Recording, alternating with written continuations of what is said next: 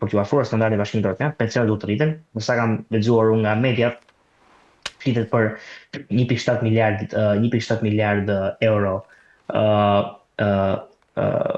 kosto të qeverisë për pensionistët deri në vitin 2030, pra diku ke 200-300 milion euro që do shkojnë për pensione në vit, afërsisht, po të llogarisim diferencën midis 2030-s dhe vitit ku ne jemi tani.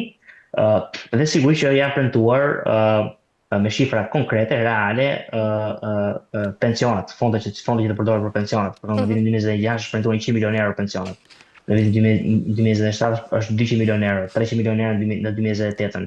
Qartë, Pra një rritje të mos harrojmë këtu që në vendin tonë, në momentin që kemi rritje të pensioneve, ka ndodhur që ka pasur edhe rritje të çmimeve në të gjithë vendin, qoftë ato për produktet bujqësore apo çfarëdo lloj gjëje tjetër. Si është?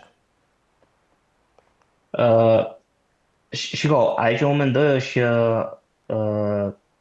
rritja e çmimeve vjen në fakt për shumë arsye. Unë nuk jam i informuar lidhje me këtë fakt që sa që janë rritur pensionet, janë rritur dhe çmimet, sepse zakonisht çmimet duhet të rriten në momentin kur kostot e prodhimit rriten.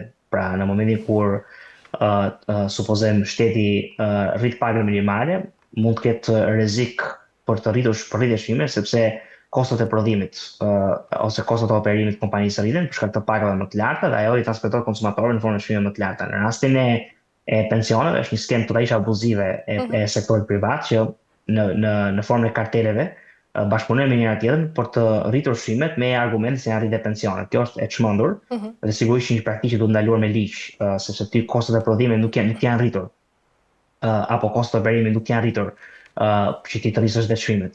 Kjo ngrisjera bëhet shumë e kollaj në momentin kur ekonomia nuk është një lloj kapitalizmi me treg të hapur dhe të rregulluar, por kur kapitalizmi është oligarki korporatike, ku në çdo sektor ti ke 3-4 kompani që kontrollojnë sektorin dhe është shumë kollaj për ato 3-4 kompani që të ulen një ditë me njëra tjetrën dhe thonë ne do rrisim çmimet, edhe nuk humbasin fare treg për shkak të rritjes së çmimeve, sepse po i rrisin të gjitha çmimet ndërkohë dhe argumenti që përdoren është pensionet janë rritur. Shime që pensionet janë rritur, këta pensionistë mund të paguajnë më shumë për të njëjtat produkte, kështu që t'ia kpusin të çmimeve. Tu do të shteti, të thoj zotëri i dashur, kostot e prodhimit janë rritur? Jo.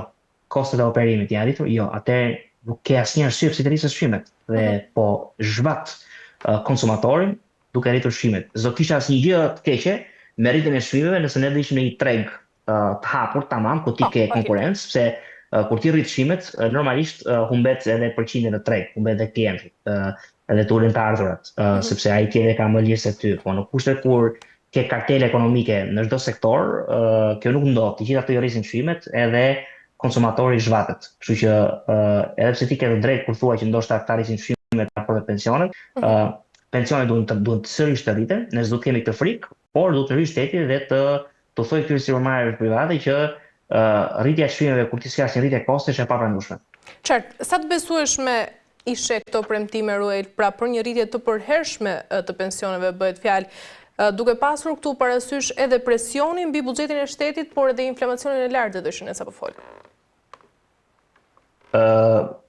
Unë mendoj që janë të arritshme, sepse Shqipëria pa njerë ka një rritje të bazës së taksimit, ai që tax base. Pra ka një numër më të lartë njerëzve që paguajnë taksa, është statistikisht e provuar që për shkak të rritjes së të ardhurave, për shkak të goditjes së informalitetit, për shkak edhe të regjimit fiskal që Shqipëria ka taksës progresive, janë rritur të ardhurat e shtetit që viden nga shteti vit pas viti, qoftë në formë të taksës së të ardhurave, taksës së TVSH-s, taksës së fitimit, dividendit e tjerë. Kështu që në Shqipëria ka rritur të ardhurat. Kjo është shumë e rëndësishme për të thënë, plus pas edhe fondet që Shqipëria merr nga Bashkimi Evropian, paketat e ndihmës, dhe janë të mjaftueshme për të bërë realitet të premtimet e pensioneve. Kujtojmë Grisela që këto nuk janë çështje politike. Kryeministri kur i thotë të gjëra, ka një skuadër shumë të mirë ekonomistësh nga mbrapa, të cilët i kanë bërë këto llogari me lapse me letër kur i themi ne, dhe askush nuk mund premtojë dot 200 milionë euro pension apo 100 milionë euro pension fond dhjetor për gjithë pensionistët në momentin kur nuk janë bërë llogarit ashtu siç duhet. Kështu që janë bërë dhe para do të rialokohen ato në mënyrë që ne të kemi një rritje si kjo që flitet. Edhe një gjë tjetër për pensionet, se është dhe pjesa pagave që do të përmendur, që për mua kjo në fakt mund të sjellë rritje çmimeve që vlen të përmendet, ka të bëjë dhe paga re minimale, pra flitet për një pagë minimale 500 euro nga janari dhe brenda vitit 2029 700 euro paga minimale. Kjo është gjë e mirë mendoj unë, rritja pagës minimale do t'i jap një shtys konsumatorit shqiptar, t'i jap një shtys vlerësit shqiptar, punëtorit shqiptar, por nga ana tjetër ka dhe risk mund të rrisë çmimet, sepse kur ti rrit pagën minimale, i arrit kostot e prodhimit dhe kostot operimit biznesit, biznesi ja kalon konsumatorit në shqyrë më të larta. Kështu që logjika që ti përmendë mund të vlej shumë te rritja pagës minimale që është premtuar po ashtu nga kryeministri. E qartë. Mirë, për ta mbyllur, ndërkaq qeveria ka planifikuar të subvencionojë me 9-10 milion euro shtesën e sigurimeve për sektorin privat, nga ana tjetër që do të paguajnë pagën minimale pra të re. A është kjo vërtet një ndihmë e qëndrueshme për bizneset, apo mund të jetë nga ana tjetër edhe thjesht një manovër e përkohshme për të zbutur edhe pasojat e vendimit? Është në kuadër të asaj që unë sapo thash, që qeveria kërkon që paga minimale e rritur të mos sjellë në çmime. Dhe një prej mënyrave si kjo bëhet është duke u thënë bizneseve që shiko, këtë pagë minimale që ju do paguani, do t'ja subvencionoj unë. Pra ju do paguani një pagë më të madhe, po me lekët e mia. Ose në një pjesë të lekëve të mia që ju mos keni asnjë arsye për të rritur. Po, e përmirëson kjo jetën e qytetarëve, se mos harrojmë se shumica e qytetarëve në vendin tonë flasin për qërat më shumë, ku paga minimale është 500 euro dhe nga ana tjetër qëraja një shtëpi është 450 euro, 400 euro. Shikoj që ky është vendi më i keq në aspektin ekonomik për të jetuar në Europë, është kjo është e padiskutueshme.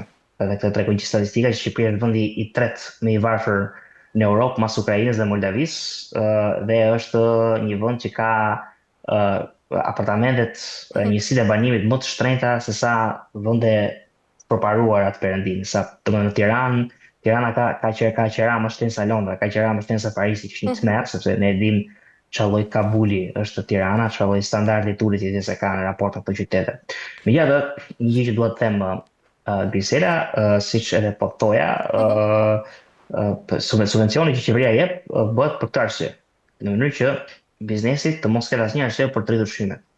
Në kushtet kur rritet paga minimale. Pastaj nëse biznesi rrit çmimet, këtu shteti do të rritë thotë ti s'ke asnjë arsye për të rritur çmimet, sepse unë kam vënë lekë të mia, lekë të taksapaguesve të mi që ti të rrisësh çmimet pa pas një impakt ke paga minimale. Paga minimale është 400, jo 500, 400 euro, aktualisht 400.000 lekë. Në paga minimale është paga ligjore në Shqipëri, nuk mund ta paguash një punonjës për pak sa aq. 500 do të bëhet në janar dhe brenda vitit 2029 do të jetë 700, sipas kryeministrit. Qartë. Mirë, Noel, e mbyllim këtu për ditën e sotme, ishte shumë kënaqësi. Kënaqësi për mua. Faleminderit shumë. Mirë, të nderuar teleshikues, po e mbyllim këtu këtë pjesë të parë, ishim me Ruel Domin, ku ndalem tek gjeopolitika dhe tek vendi ynë, do ta mbyllim këtu këtë pjesë dhe më pas rikthehemi për të kaluar te Kosova dhe Serbia.